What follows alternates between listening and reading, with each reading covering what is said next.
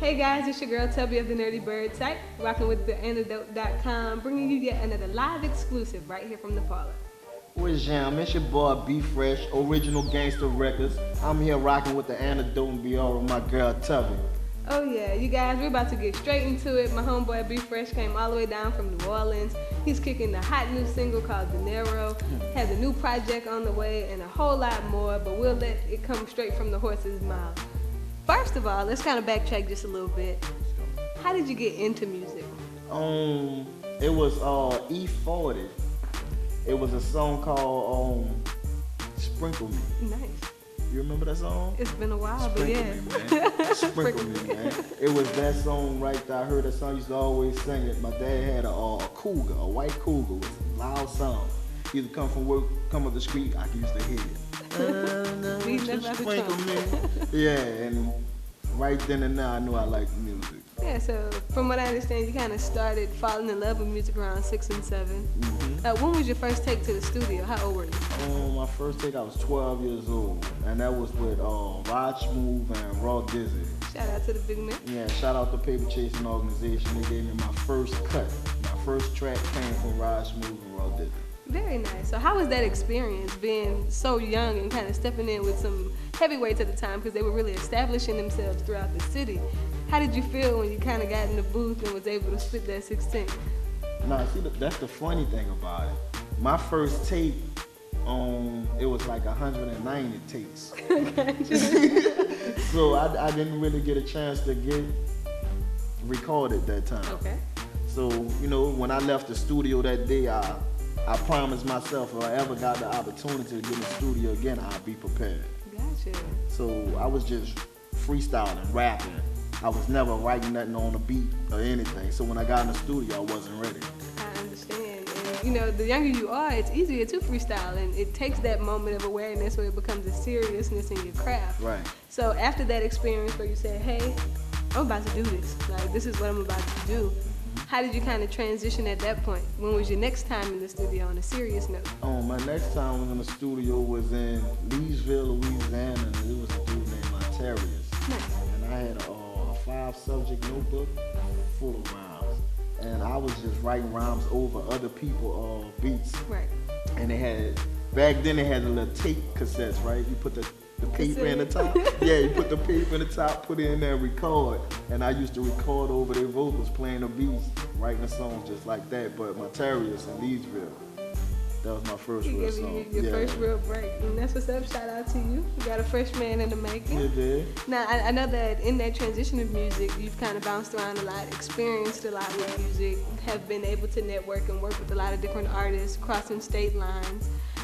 If you could give any advice to the younger generation who are trying to break into the craft right now, with it being two different worlds, what advice could you give? Be you. Be you, stick to your craft. Like, don't change for nobody because another situation working for another artist. Right. And don't give up and don't fall into the social media madness. Please. No, for real, like that's the advice I give to a new artist. Very nice, very nice. Now, being from New Orleans, you know, that's the Cajun melting pot right there. You get so many different styles, so many different takes on the understanding of what music is. How did being from New Orleans, being from the Ninth Ward, play into the type of artist that you are today? That's the crazy thing. It's like a big gumbo pot. Right. You get a bunch of everything in New Orleans, and it's more leaning on the jazz side. And I like drums myself. I like the snare drum. Nice. So my rhyme pattern and flow come from the snare. See, a lot of people pick a bass line. Right. I pick the snare. Something simple, but it still stands out. Yeah. You can't do nothing without that snare. So, was it listening to jazz music that kind of pulled out the snare, or was it those live shows? At what point did you realize, like, this is where I line up my rhyme scheme? It was the snare, and it wasn't listening to jazz. I went to Reed and the band class. It was the band class. All right. Shout out to the band. Yeah, shout out to the band teacher, Mr. Bonds. You know, it was the snare. It was that whole drum line in the band, and I was like, man, that snare be cutting up. You know, You felt it. Yeah, you know. Your soul. If I could rhyme like that on the snare pattern, That'll be different. Right. So it was the snap. It was the snap, people. Y'all start listening for that. Yeah, listen to the snap. Now, transitioning where you know your sound at this point, you kind of decided what type of flow you're going to establish as an artist. If you could describe what type of music you make, and I know it's hard because a lot of times artists feel like you put them in a box and you do that to them. Really. But if you could describe what type of music you make, what type of artist are you? I'm a vocal, or I scratch a wide range. I could get commercial, Right. you know. I could get nasty, you know. I could get public. I just go everywhere, and it's not just one flow. Whatever the beat make me go, that's what I'm gonna carry on to. Being very versatile. Yeah, I can touch everything. Like from on Cautions too, you gonna see that. You gonna see that. I got some of this, I got some of this, I got some of this, I got that. This that shit that we get high to. I got some of everything. That laid back, that turned up, that real raw hip hop, that party scene, just a taste for everybody. Yeah, like when you done with it, you gonna think I'm bipolar.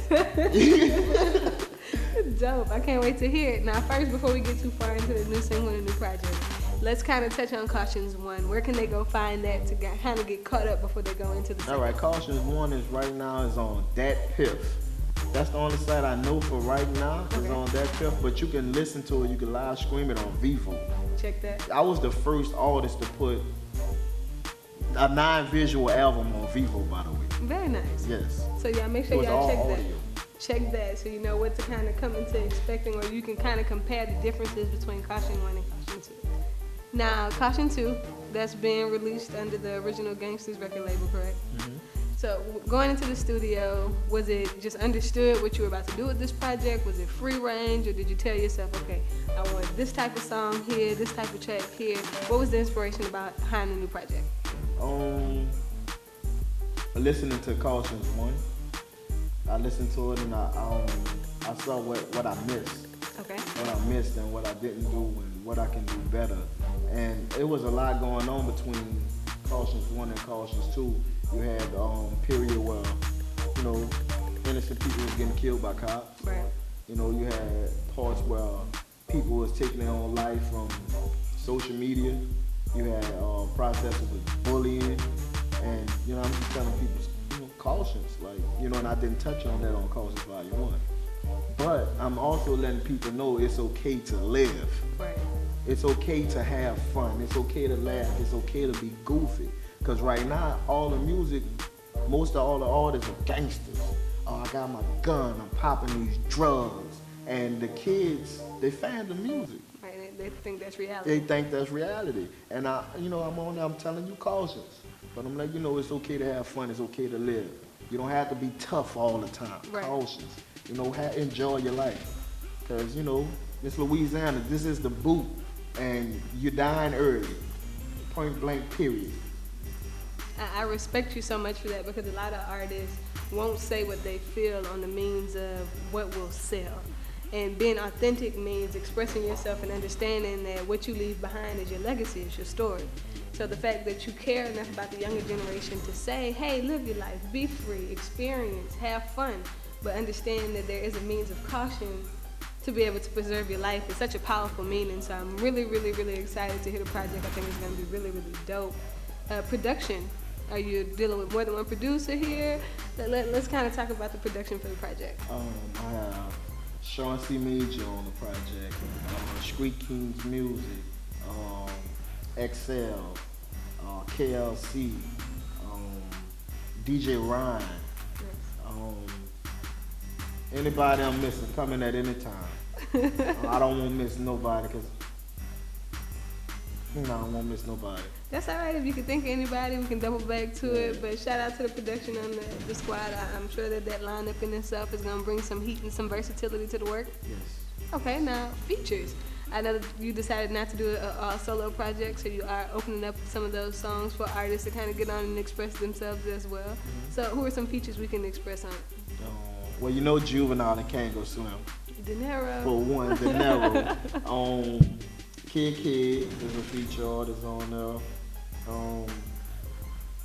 Pretty much that's it. Gotcha. Kind of kept it slim, but wanted to open that door up. Sean C. Sean Gotcha. C is a feature artist on the project. And yeah, pretty much that's it. Everything else I had for myself. My boy said he wasn't gonna leave nobody out. Yeah, you know, and it wasn't because I don't like working with artists, it's because it's me, I want to get me out. Right. So once I get me out, then I come back and be like, all right, I've been wanting to work with you. I've been wanting to work with you, come on. But I want people to hear me and see what I'm coming with. Right, so they can understand you as an artist first, to know how they need to vibe with you too. Yeah. And I think that's smart. Now, when we talk about Dinero and you guys, the new single is out, how did that collaboration kind of come into play? It wasn't planned. It wasn't planned. Sean C, shout out to Sean C. He did the track, and I did like 8 verses on them, and couldn't come with a hook. So my management thought about Kango Slim. Shout out to Kango Slim. Thought about Kango Slim. So we went to the studio, and Kango heard the track, he heard the verse, came with a hook. 5 minutes, went recorded the hook. So we had a hook, and we had a couple of verses, and another mutual friend of management heard the song, and he heard Kango on it, he heard me on it, and he was like, I like that, and get on it. Juvenile, Mr. 400 Degrees. And that's how Dinero come about. And I think that's so exciting, the fact that it wasn't planned. And when things are natural and they're authentic, that's what makes them that much better in the sense of raw music and raw talent. Yeah. Now, once you got these features on here, was that kind of what led to what the single choice was? Or did you kind of already know that Dinero was going to be the one you pushed first? Yeah, I already know. Like, and to be honest, that's not even the biggest song on the Cautious 2. Gotcha. Like, I just knew I was gonna push that one first because everybody wanted to be a hot boy coming up. Everybody. You can't name out one artist or one person who didn't want to be a hot boy, and that's somebody I come up listening to. I idolize Juvenile. And for me to have a song with him, that's saying something. It's an honor. Yeah, so, you know, I told XL, go ahead and mix and master that thing. He got them tracks to 100%. I got it back. I heard that I be fresh. I'm like, yeah, we going with this, yeah. That's what it is, yes, sir. Yeah, we going with this, yeah. All right, now, Be Fresh, your whole style kind of plays into the brand as well, the Fresh brand. But let's kind of talk about how you came up with that concept and what it means to you. Well, all right. I'm happy you asked me that. I am. Because a lot of people think Be Fresh is I be fresh. Right. And that's not it. It's a new sound. It's a new sound, and I wanted to have fun with it, so I played on words. So everybody wants to be fresh and coming out. Very nice, very nice. And it plays into the understanding, and I think it's cool because it plays into your name too. So the double intender there, it's open. Like I like that. I like the wordplay. So knowing that Be Fresh is the new sound, it's exactly that. It's you opening up your ideals, laying out fresh content for listeners to understand the real world as well as kind of some of the things that you've been through and some of the things you were exposed to. 2019, this project will be out. Are we expecting some shows? Are we expecting videos? What's going on with the overall work? I'm gonna print them suckers. I'm coming to your city. I'm pulling up on your block. You gonna get this work. We're gonna set up some shows. We shooting videos. I think we lined up for 10 videos. Nice. And we're gonna have 15 songs on the culture show. So we lined up for 10 videos. So y'all really go ahead about to and get it shoot in. all 15. Getting it in right now. Yeah. Very dope. So do you plan on digitizing this at all? Can they go check it out on any streaming site once it's released? It's gonna be on Spotify. You can always go to Be Fresh Radio on Pandora and check some music out on iTunes, Google Play. It's gonna be everywhere. All major streaming, so you guys make sure Every that you're ready platform. for it. Now, do you have a date set for release, or is that kind of still in the works right now? That's still in the works. We're still trying to iron out some shit, because I'm still recording. Gotcha. Like right now, I can put Cautious 2 out, but it got so much new inspiration coming in, I'm still recording. And you're going to still have to pick and choose and delegate what's going where. And it ain't funny them picking stuff. I'm Right. like going shopping like a kid in the candy store. Too much stuff you want. Right. You don't know what to put back and what to keep in the basket. I'm gonna give you that work though. I'm ready for it. I'm excited. Now, I know that because you are transitioning and kind of getting those last minute critiques together and last minute edits, I'm assuming that we'll be looking for Cautious 2 2019 opposed to 2018 here closing. So you guys make sure you tune in, like, subscribe, and share not only this interview, but once you actually get your hands on the single, Dinero, as well as Cautions too, that you do the same. Make sure you like and share with a friend so we're able to move the Be Fresh movement around the state and surrounding areas. Go ahead on and tell them where to follow you on social media right quick. You can follow me on Twitter, Instagram at BeFresh_OGR. That's on Twitter, Instagram, and Facebook. BeFresh_OGR. Very nice. Now, you are a parent as well, correct? Yes. So let's kind of talk about that for a second. A lot of people don't realize how complex it is when you work a 9 to 5 and you are an artist and you are a parent. So how is juggling parenthood with your craft for you? I can't complain about it. My son is 6 years old. But once you follow me on social media, you're gonna see what I'm saying. He's a mess. But he loves music. Right. So if I have to have him like after school or something like that, it's not a problem for him to come in the studio, do his homework, and then vibe with me. And be like, Daddy, I don't like how you said that. Do it over. Do it over. So that's like Mr. Manager too. Yeah, it's a fact, man, so it's not that hard, but sometimes, it can be a little overwhelming, but, you gotta take the punches and roll with them. Right. I've had some artists kind of look at it and say, they're not role models for the next generation. It's not their job. That's not what they're here for. They're here to be artists. When you sit here and you understand that what you say isn't taken lightly to somebody that you inspire. Somebody's listening to you and they take to heart everything that they hear in the music that you put out. Right. How do you feel in regards to being a role model? I don't have a problem with being a role model, but it's like you gotta be mindful of what you say.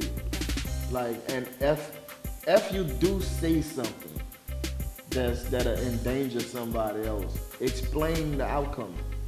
Be conscious of what you're saying. Right. And it's the parents that it goes through first. I'm sorry, it's the parents that it goes through first. So raise your kids right, so they can pick their points and make their own decisions. Because at the end of the day, when I go home with my family, I'm teaching my family something right. So if I say something wrong on the album and you don't take it right, you should have been taught. Your perspective was already kind of locked in. Yeah, so it's hard. That's one of the hardest things. But if you was a Pac fan, Pac gave you a lot of wrong and gave you a lot of right. Right.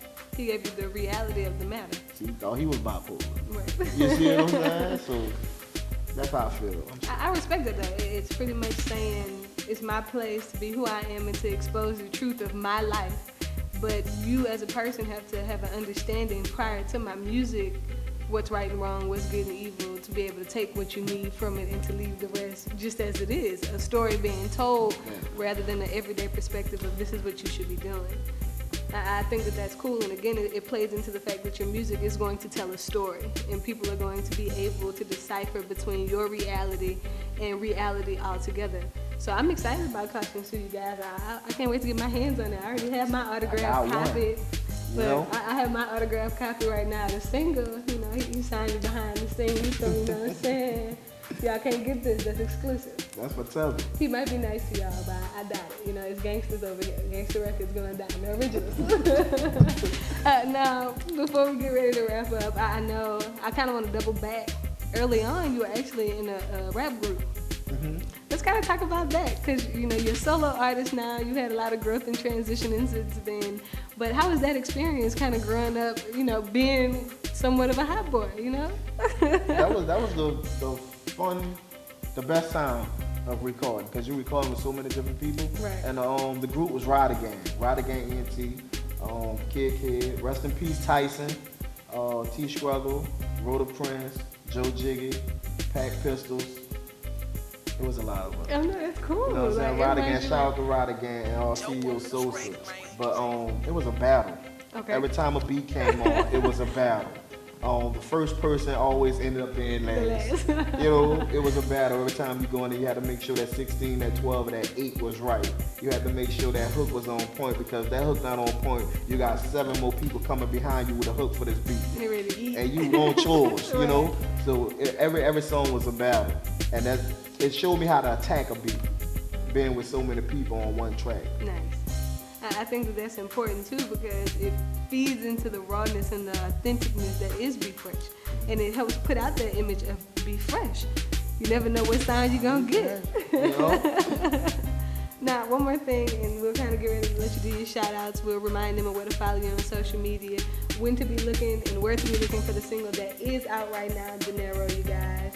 But the project 2019, be on the lookout for Cautious 2. It is going to be a story in itself. Videos coming, concerts coming. Management is having you locked down. They're ready to kind of push this out for you. Yeah. But when you think about music right now and how it's changed and how it's grown, do you think it's changed for the better? Do you think it's in a place where it doesn't matter? Or do you think some things have opened the doors to make music worse for the next generation? I think it's better. Because a lot of artists doing what they want to do. Right. You know, there's a lot of judgmental things going on right now. Something I don't agree with myself, but you know, teach his own. That's not my problem. You know, but it's everywhere. Because you got your Kendrick Lamars, you got your Young Thuggers, and then you got your NBA Youngboys. So, you know, Lil Uzi Verts, you know, your Lil Wayne. So it's everywhere. So you just pick your poison. So I like what music is right now. Nice. A lot of people kind of don't know how to feel about it, but I like the fact that there's a lot of versatility.